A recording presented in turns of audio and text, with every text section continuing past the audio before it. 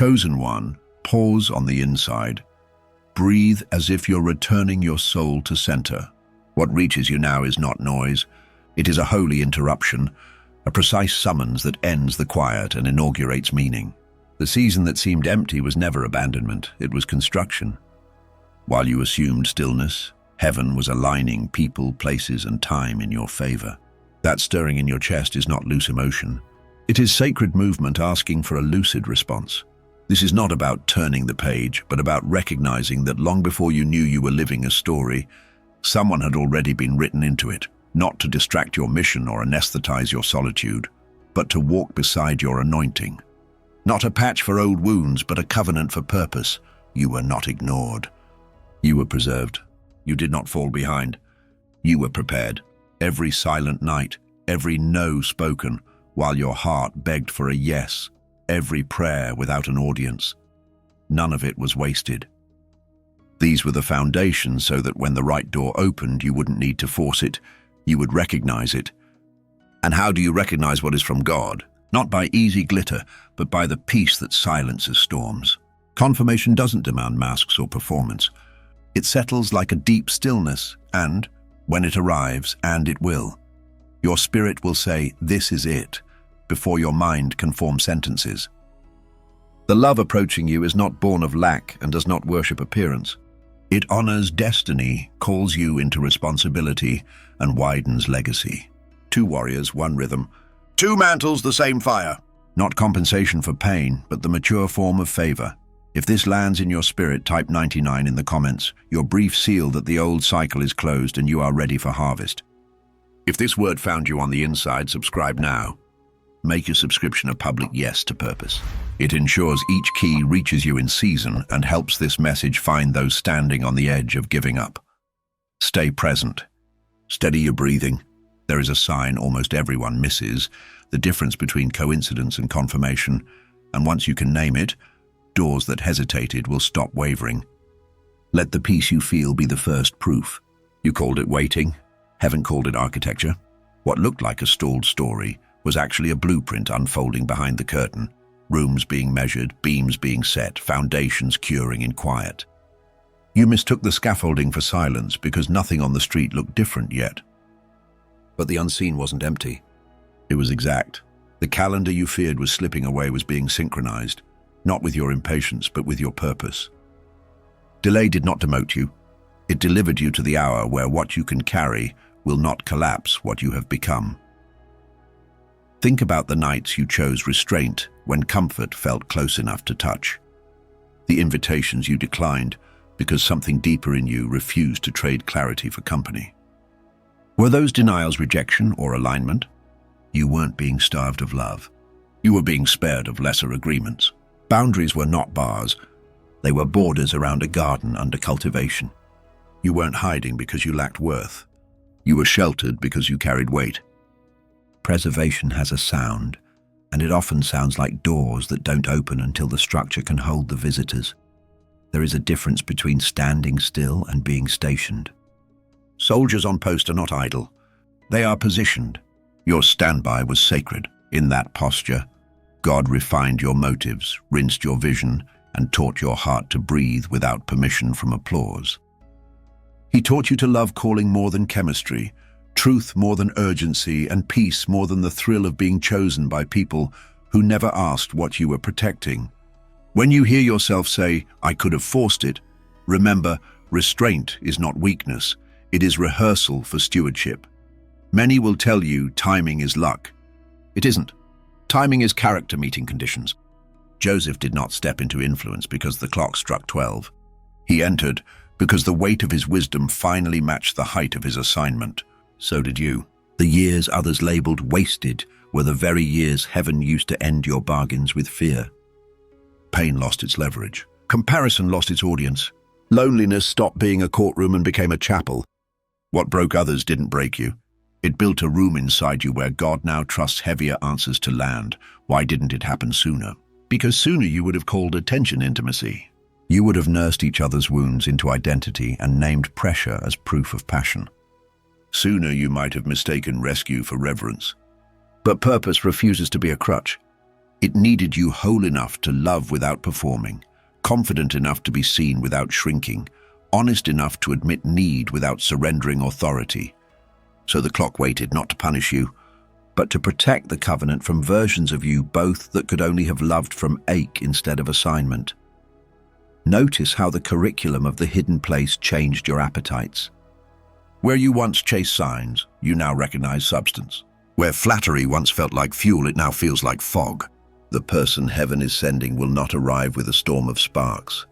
They will arrive with the weather of peace. Not passivity, peace. The kind that steadies your breathing and widens your thinking. The kind that doesn't demand you shrink your brilliance to keep the room comfortable. The kind that confirms without insisting, prove yourself to deserve me. Peace is not the absence of risk. It is the presence of rightness. Your heart has been learning the language of this rightness. It sounds like rhythms that match without forcing. It looks like vision that multiplies rather than competes. It behaves like honor in private, not performance in public. It asks better questions, not how fast can we be official, but how deeply can we be useful. Not do you relieve my ache, but do you reverence my calling? This is why your discernment feels sharper lately. You are not suspicious, you are specific. The appointed time always sharpens the edge between almost and anointed. Consider the small obediences that felt invisible. The room you decluttered to think clearly. The early alarm that turned mornings into altars. The habit of blessing people who never apologized. The choice to tell the truth even when silence would have been simpler. Those were not random upgrades. They were bricks. They trained your nervous system for steadiness, your mind for focus, your speech for life. Love that lasts requires those muscles. Legacy requires those lungs. You are not arriving at this hour as a spectator, but as a steward who knows how to hold favor without letting favor hold you. Appointed time does not mean effortless time. It means aligned time. Winds still blow, but they push instead of scatter. Options still appear, but they stop looking like exits and start looking like corridors. The right person will not erase resistance. Together, you will interpret it. You will not be insulated from challenge. You will be inoculated against confusion. Agreement will speak louder than rumor. Fruit will answer what opinions attempt to invent. And when the question rises, is this it?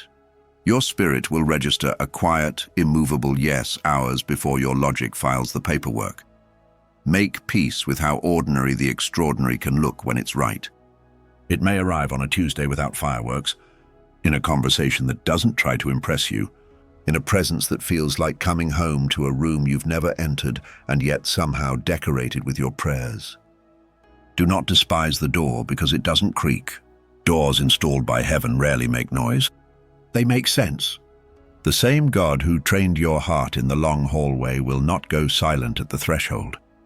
He will do what he always does. Govern with peace, confirm with fruit, and escort you from almost into appointed without hurry and without loss. Chosen one, discernment is not a talent for suspicion. It is a trained ear for God's tone. Hype is loud. Holy is lucid. The counterfeit begs to be believed. The authentic does not compete for attention. When heaven is authoring a connection, the first messenger is not fireworks but peace. The kind that makes your breathing deepen and your thoughts grow spacious. Peace is not the absence of risk. It is the presence of rightness. Let the peace of Christ rule in your heart like an umpire, not to remove decisions, but to call them with authority. Peace does not mean passivity. It means strength without strain. You will notice its texture. Conversations end and your focus increases, not fractures. Your imagination lifts not to fantasy, but to purpose. You feel less need to perform and more desire to prepare. With the wrong thing, you rehearse speeches on the way home. With the right thing, silence feels like prayer. Peace will not sedate your discernment. It will sharpen it. It will not lower your standards.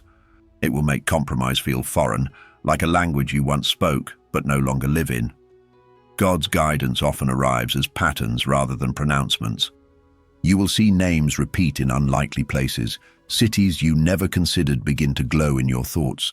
Timings align without manipulation. Dreams return with clarity instead of chaos. Doors you once had to kick now swing with minimal effort, while doors you secretly hoped would open stay firm no matter how you decorate the hinge. These are not superstitions. They are signatures. The steps of the righteous are ordered, and ordering looks like choreography, movements that make sense even before they make noise. Sometimes alignment has geography. Ruth did not find covenant by intensifying desire in Moab. She found it by obeying a nudge into unfamiliar Bethlehem. Expect a similar invitation. Not always a relocation across maps, but a relocation of habits. Rooms decluttered to host peace, routines that turn mornings into altars, circles trimmed to protect your clarity. Obedience will feel like discomfort that produces oxygen. You are not being pulled by boredom. You are being guided by assignment. Discernment recognizes when God is writing through environment as much as through emotion. Listen for the way alignment speaks in conversation. The wrong spirit flatters your gifts while ignoring your guardrails. The right one honors your boundaries before they know your story. They do not accelerate intimacy to outrun accountability. They ask questions that widen your calling, instead of, how fast can we be official? You hear, how can we be faithful? Instead of, prove you deserve me, you feel, let's protect what we are carrying. The vocabulary shifts from me to we without stealing your voice. Honor is their grammar. Prayer is their accent. Confusion loves urgency. Discernment respects timing. Counterfeits will push for secrecy, speed, and spectacle. Private pressure with public display. When that trifecta appears, slow down. Ask, what would peace do? Peace turns the lights on. Peace invites counsel. Peace does not fear pauses. It uses them to test foundations. Give your spirit 72 hours with God after a surge of emotion. If it is Him, clarity gathers, not guilt. If it is not, the room fills with negotiation. Maybe if I ignore this one red flag. Discernment refuses discounts on destiny. Make it practical. Write what peace feels like in your body. Steady breathing, unhurried thoughts, honest speech. Journal the small confirmations, matched priorities, shared reverence, compatible pace. Seek the eyes of 2 or 3 wise voices who are not impressed by chemistry and will tell you the truth without taxation. Hold space for God to say not yet without hearing never. The will of God is not fragile. It survives inquiry. Alignment is not allergic to light. It flourishes in it. Peace loves windows open and calendars honest. Now, red flags you must honor, secrecy disguised as privacy, apology without amendment, admiration for your platform but indifference to your process, attraction that grows when boundaries bend and cools when holiness speaks. Beware the adrenaline bargain that says, at least it's something. You are not starving. You are stewarding. If a connection requires you to dim convictions to keep the conversation, it is not a covenant. It is a costume. Discernment is not cruel. It is kind to your future. Saying no is not rejection. It is protection. Finally, remember the difference between recognition and infatuation. Infatuation is loud on day 1 and tired by day 10. Recognition may arrive quietly, but it accumulates weight. It feels ancient and brand new at once, like finding lyrics you somehow already knew. You will sense that this person is not from your past pattern, but from your prepared future, formed by wilderness, refined by worship, fluent in peace. You will not need to announce what you are. Fruit will do the speaking. And as peace governs, you will discover that what you once called coincidence is simply God keeping His appointments on time. Purpose does not speed up because 2 people fall in love. It accelerates when 2 callings agree. Agreement is not sameness. It is the precise fit of mantles that were shaped in different furnaces to carry a single fire. The person heaven is sending will not compete with your assignment or try to tame it into something more convenient. They will cover it as if it were their own, celebrate it without needing credit, and pray for it when no one is watching. With them, your vision stops being a solo sprint fueled by adrenaline and becomes an unhurried march powered by clarity. You will notice it first in how your energy changes. Less noise, more strength. Fewer detours, deeper focus. This won't feel like being rescued. It will feel like finally standing shoulder to shoulder with someone who understands what your yes costs and chooses to carry the weight with you. The acceleration comes from alignment, not attention. Chemistry can gather crowds. Covenant gathers fruit. Chemistry wows a room. Covenant sets a table, plans a route, checks the weather, and walks anyway. In covenant, what was heavy becomes shared, and what was scattered becomes assigned. You will begin to hear we in places you used to say I, and find that your voice is not swallowed. It is amplified with wisdom. They do not drag you away from consecration. They deepen it. They do not hurry intimacy to outrun accountability. They honor process because they want endurance, not applause. Their questions reveal why they were sent. How do we protect your pace? Where can my strengths remove friction from your obedience? Which doors should we close so the right one stays obvious? That is how purpose gains speed. By removing the sand from the gears, you will know them by the fruit of steady character. They want depth more than display, truth more than triumph, and peace more than platform. They are familiar with the back row and still bring excellence. Their kindness is not performance. It is muscle memory from years of choosing integrity when shortcuts were cheaper. They are not intoxicated by your gifting because they have learned to revere the God who gave it. In conflict, they choose curiosity over control. In decision, they choose prayer over pressure. In public, they choose honor. In private, they choose honesty. This is the atmosphere in which your calling can breathe. No walking on eggshells, no negotiating your convictions to keep the room calm, no diminishing what God asked you to carry. The air clears, the floor steadies, and your work lifts. Covenant does not erase warfare. It changes how warfare works on you. Alone, resistance felt like a verdict. Together, it reads like confirmation. You will not spend nights explaining your burden to someone who only liked the stage. You will watch them lock arms and say, "Let's bless the ground before we build." When opposition gathers, their first weapon is worship, not accusation. Their reflex is to check alignment, not to assign blame. You stop wasting time repairing avoidable fractures and start investing time in structures that outlive seasons. The speed you feel is not reckless. It is redeemed. What used to leak through unguarded places now flows through channels strengthened by prayer, boundaries, and shared vision. The practical signs are humble and unmistakable. Calendars begin to agree. Habits harmonize. You both prefer early clarity to late regret. You plan for rest like you plan for results because you have learned that exhaustion is expensive. You tell the truth quickly, not to win arguments, but to win alignment. You build rooms for silence so revelation has a place to land. You steward money as mission, not as medal. You bless in secret what others only applaud in public. You remember names, show up on time, clean the table after the feast, and guard each other's reputation like an heirloom. Covenant is made of these small, luminous fidelities, unromantic enough to be ignored by crowds, holy enough to be trusted by God. Acceleration will reveal what attention could not: your compatibility of purpose. Notice how your gifts interlock without erasing difference. Where you are visionary, they are structural. Where you carry fire, they carry oil. Where you speak, they strategize. Where you discern, they decide. You do not dilute one another, you distill one another.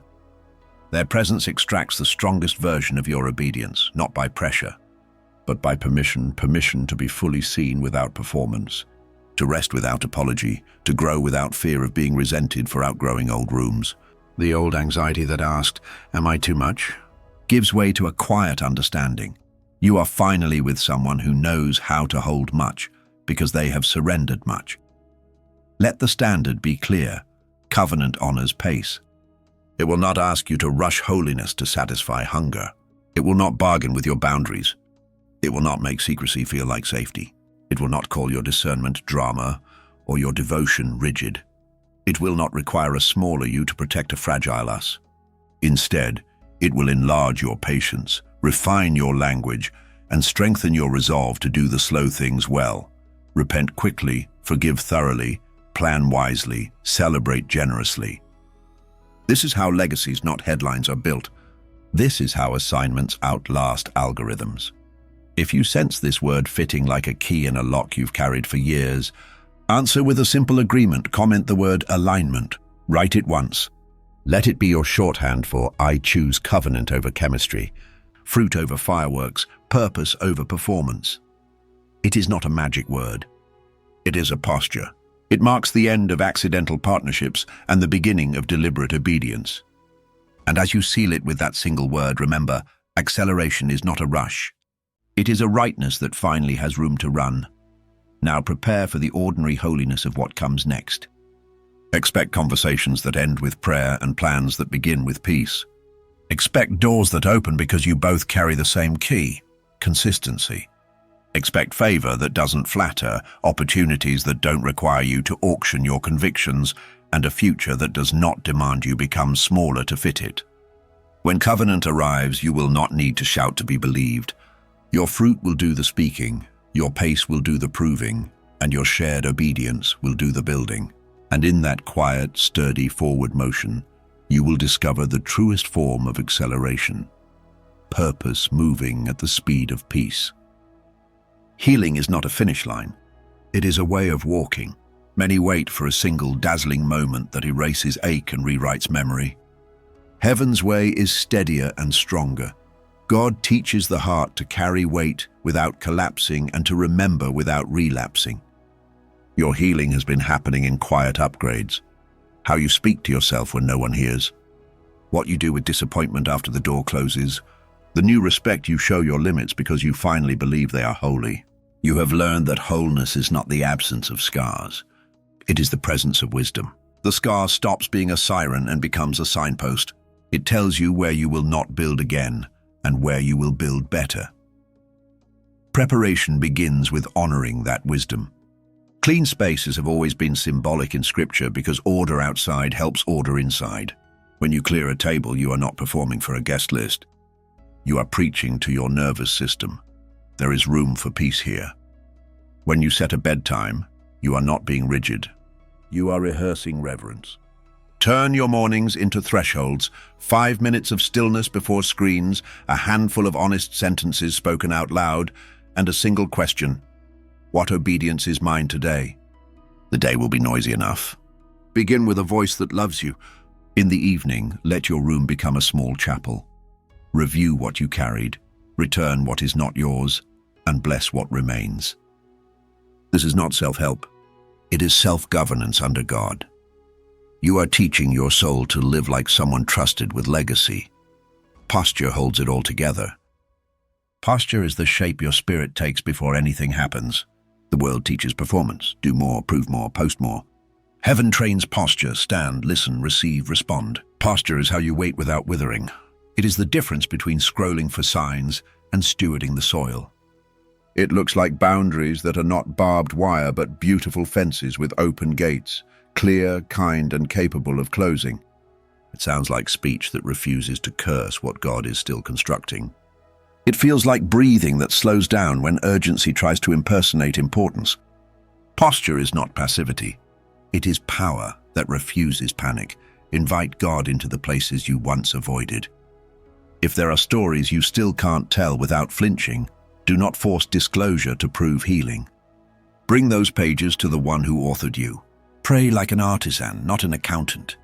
Linger where it hurts until language becomes gentler. If therapy is part of your path, honor it as divine craftsmanship. If fasting fits this season, let it quiet appetites that once disguised themselves as needs. If forgiveness stands at the door, understand that it is not an amnesia you manufacture. It is a decision you repeat until your memory stops asking for revenge. Forgiveness is not the restoration of unsafe access. It is the release of unpaid debts so your heart can trade courtroom for garden. Preparation is practical. Audit your inputs, the songs that tutor your mood, the voices that train your value, the feeds that rent rooms in your attention. Curate like a gatekeeper because you are one. The union you're praying for deserves a mind at peace, not a mind at war with its own influences. Audit your calendar. Margin is not laziness. It is oxygen. 2 lives will soon intertwine their rhythms. Leave room for listening, for meals unrushed, for prayers that are not squeezed between alarms. Audit your money. Generosity is not a halo. It is a habit. Prosperity without purpose is a burden. Decide now that increase will not make you louder. It will make you longer, able to build what outlasts you. Your body participates in holiness. Sleep is spiritual strategy. Movement trains courage. Nourishment clarifies thought. Treat exhaustion like a thief, not a badge. Treat rest like a command, not a luxury. The person who will walk with you is not looking for a hero who never hurts. They are looking for a human who knows how to heal, who knows when to call a friend, when to slow the pace, when to say, I need a moment with God before I answer. This humility is not weakness. It is weight-bearing strength. It tells heaven, you can trust me with someone else's peace because I practice protecting my own. Posture also governs conflict. Decide now how you will disagree. Make a covenant with your future voice. I will not weaponize history during stress. I will not punish with silence. I will not outsource my peace to someone else's apology. Practice the sentence, help me understand, until it feels natural.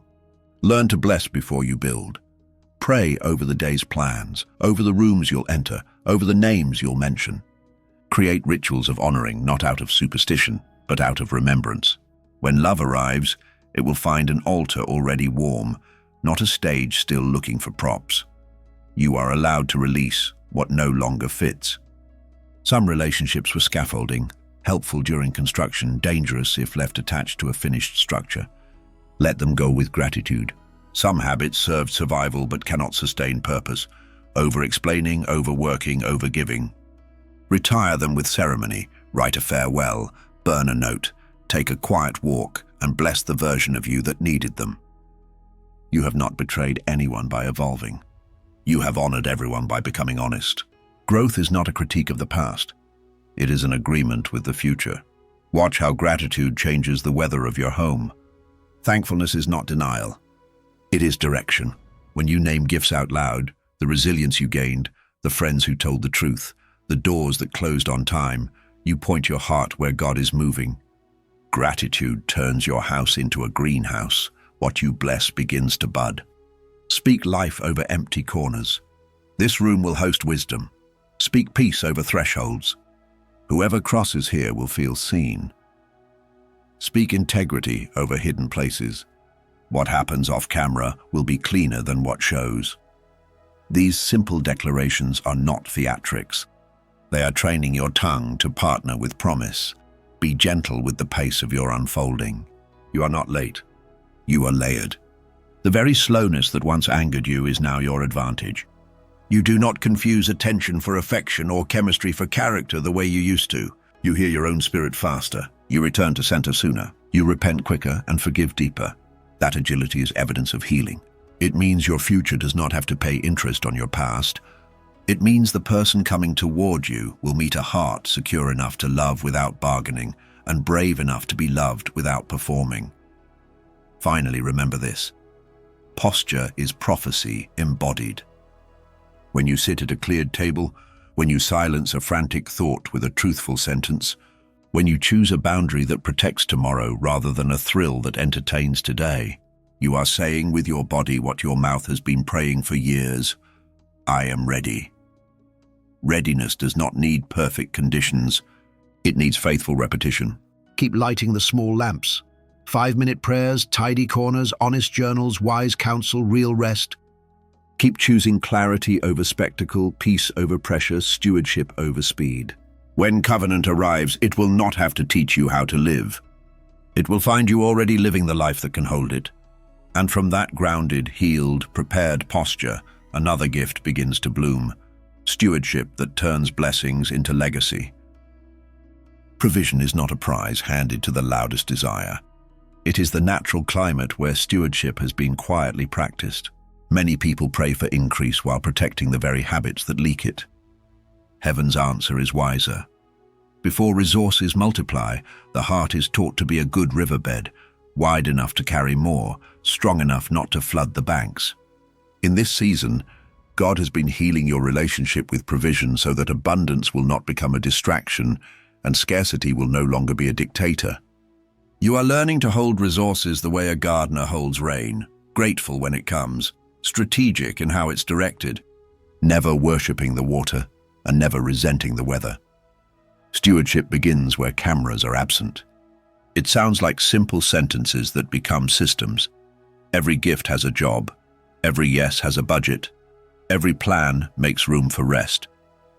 You and the one coming to walk with you will treat money as mission, not as medal. That means telling your resources where to go before they tell you who to become. It looks like a shared plan for giving, saving, investing, and building, clear envelopes for generosity, honest spreadsheets for expenses, and a rhythm that refuses to mortgage tomorrow's peace for today's impulse. Contentment will be your insulation. You will be able to enjoy plenty without being possessed by it, and endure lean days without being defined by them. This is not austerity. It is authority over appetite. Legacy is simply stewardship that outlives you. When you organize a week with wisdom, you are already writing a future someone else will inherit. When you bless unseen people with unseen gifts, you are teaching the next generation how to move funds through purpose instead of ego. You will notice how your conversations shift from "how much can we get?" to "how much can we grow?" And then "how far can this flow?" Land, ideas, businesses, art, curricula, communities of prayer, whatever your assignment carries, will be nurtured as wells, not trophies. Your home will become a purposeful shelter where hospitality is planned, not improvised. Where children, born or mentored, learn that excellence is not perfectionism but love made visible in details. Where visitors can sense that peace has a schedule and generosity has a ledger. To build like this, you will treat time as sacred currency. Calendars will no longer be crowded with everything urgent and empty of what matters. You will block hours for worship and thinking the way others block meetings, because revelation must have a reservation. You will protect weekly rest like you protect income, understanding that fatigue is expensive and clarity compounds. You will place guardrails around screens because attention is a vault and algorithms are skilled thieves. You will set measurable goals that serve a mission bigger than both of you. Projects that create jobs, offerings that underwrite transformation, initiatives that turn private conviction into public relief. Impact will become traceable, names, places, outcomes, so that gratitude has data and faith has feedback. Stewardship also governs speech. Words are the first economy of a household. You will spend them carefully, praise in public, correction in private. Clear requests instead of vague resentment. Gratitude that names specifics so that culture becomes teachable. In conflict, you will tithe silence, pausing long enough to let wisdom enter the room, and then invest truth gently without debt collecting old failures. You will establish protocols for pressure: who prays first, who plans next, when to call counsel, when to wait. These small agreements will save great amounts of peace. As you practice them, your union will stop hemorrhaging energy through avoidable fractures and start storing strength for assignments that actually matter. Expect resistance to meaningfully built abundance. Not everyone will understand why you choose a smaller headline for a longer horizon, or why you close certain profitable doors that compromise your values. Some will call your pace missed opportunity. You will call it insured integrity. Remember, prosperity without purpose becomes a burden. Purpose with prosperity becomes a blessing. When criticism comes, you will let fruit do the answering. When flattery arrives, you will weigh it against prayer. When new resources appear, you will test them by 3 questions. Does this make us truer? Does this make us steadier? Does this make us more available to God and people? If the answer is no, the opportunity is expensive even if it is free. Your union will practice a theology of enough. Enough does not mean small, it means fitted. In some seasons, enough will look like bold expansion, hiring, launching, building. In others, it will look like pruning, simplifying, consolidating, protecting the root system so the next bloom doesn't break the branches. You will not measure worth by speed or scale, but by obedience and fruit that remain. You will leave space in your plans for divine interruptions, the spontaneous gift, the unplanned visit, the open seat at the table. You will also leave space for holy no's, because legacy is not only what you start, but also what you refuse to begin without God. Teach your hands rituals of remembrance. Celebrate small payoffs with prayers, not performative posts. Keep a record of mercies so that in lean months you can read your way back to wonder. Name mentors and intercessors in your budget. Set aside offerings for the voices that kept you wise. Decide now that you will never be too successful to serve or too needed to kneel. Your children, by birth, adoption, or discipleship, will learn generosity by seeing you give with joy, not by hearing you explain it with theory. They will learn diligence by watching you close laptops at the hour you promised, not by slogans about balance. They will learn holiness when they catch you blessing a room before a meeting, thanking God for the person you are about to disagree with, or slipping a gift to someone who cannot repay. Understand the mathematics of covenant. 1 can chase 1,000, 2, 10,000. Multiplication is not a metaphor. It is a law in the kingdom.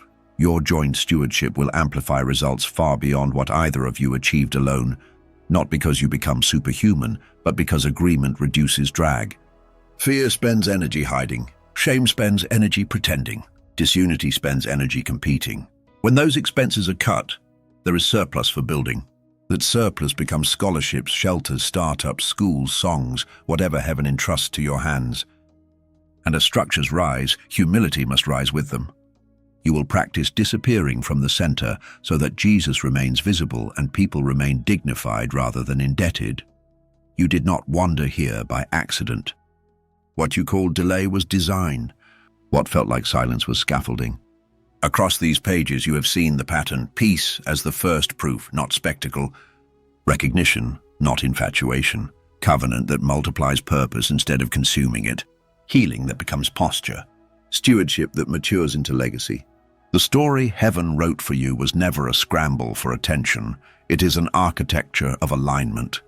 And now the structure stands, a heart trained to breathe without performance, boundaries that protect rather than punish, habits that host presence, and a vision large enough to love beyond itself. Carry this clarity gently and firmly. Let peace continue to govern your yes and your no. Refuse to be hurried by applause or haunted by old rhythms that called urgency wisdom. Build your days like sanctuaries, mornings with a threshold of stillness, evenings that return what isn't yours to carry.